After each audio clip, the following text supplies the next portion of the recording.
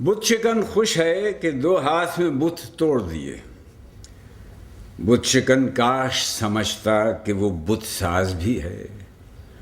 اب جو بت اس نے تراشے ہیں وہ پتھر کے نہیں، ان میں ادراک بھی، رفتار بھی، آواز بھی ہے۔ حرم پاک میں خود 4 شریعت کے امام صدیوں سے اپنے مسلوں پہ ڈٹے بیٹھے ہیں۔ لاکھوں لاکھ ان کے مقلد ہیں جو طوطوں کی طرح ان کی تصنیف کا ہر لفظ رٹے بیٹھے ہیں۔ نئے بت خانے میں اب قوت تخلیق بھی ہے۔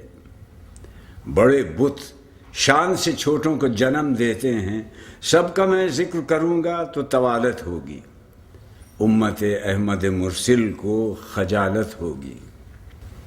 چمن پاک میں اللہ تو کم پجتا ہے، ڈھول کی تھاپ پہ پیروں کا علم پجتا ہے۔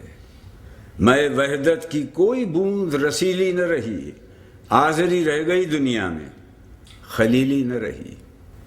جو گزرنی تھی وہ دین اور دھرم پر گزری، دین پر وہ نہیں گزری جو حرم پر گزری۔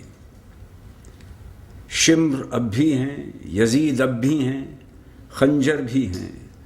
حرم پاک میں بے مقنع و چادر اب بھی، کبھی برپا ہو اگر معرکہ باطل و حق، اربوں انسانوں میں نکلیں گے 72 اب بھی۔